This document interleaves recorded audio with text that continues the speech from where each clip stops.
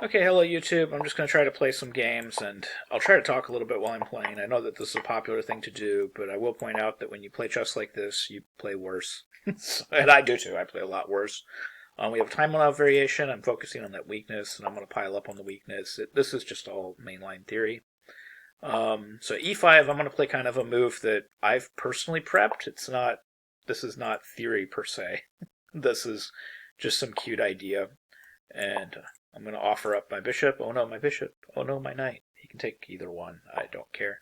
And now I'm still in my preparation, believe it or not. Knight d5 is part of my prep. And then bishop e3. So now the threat is bishop b6 followed by knight c7.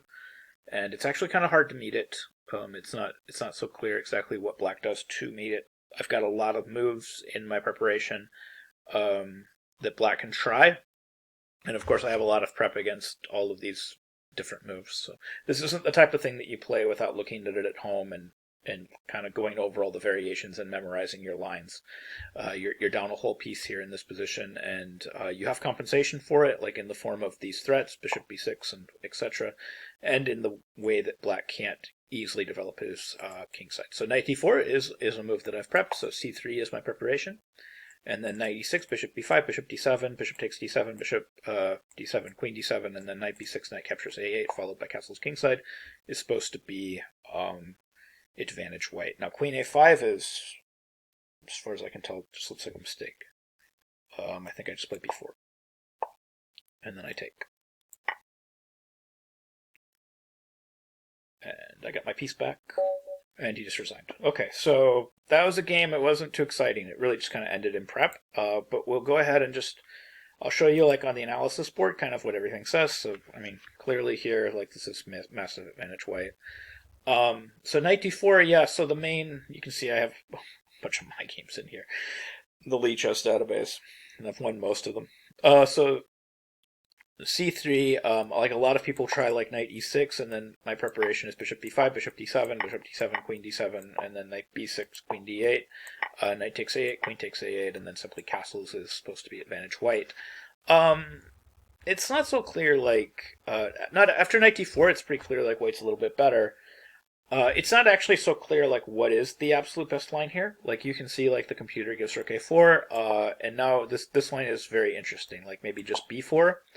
And then I think, yeah, my previous preparation suggested that black kind of needs to sack the exchange here. He needs to play rook takes b4, and then knight takes b4, and then knight takes b4, and then bishop to b5 check. And this position is actually kind of unclear. Like, the computer gives it very, very slight edge black, but, you know, it's still awkward for black to finish the development of his king side, and it's still unclear kind of how, you know, black gets out of the middle of the board.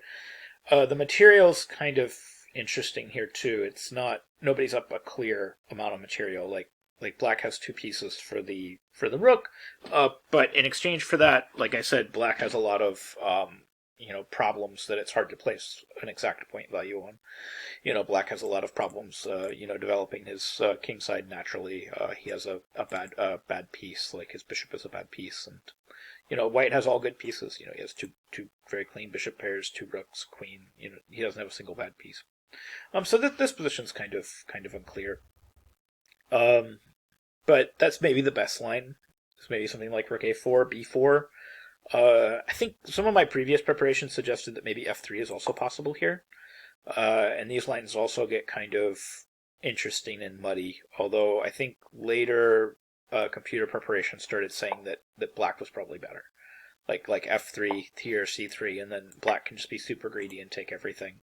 So like rook a2 takes, queen takes a2, bishop takes b5, and just like trying to sidestep everything with king f7 is maybe reasonable for black. Although like from on a human level, I think this is worth a shot as well, just because again it's really not clear how black finishes trying to get everything to safety. But I think objectively the other line with b4 making black sacrifice the exchange back is probably a little bit better. So I guess. But yeah, I mean, okay, so that was my game. It didn't really leave preparation. It just kind of ended within preparation. So not too exciting, but if you play good chess, that just happens. You end up playing games that don't leave preparation, and that's not such a bad thing. Anyways, hope you enjoyed the content. I'll try to play some more games in the future that you can watch, and I'll try to talk through them. Thanks for watching.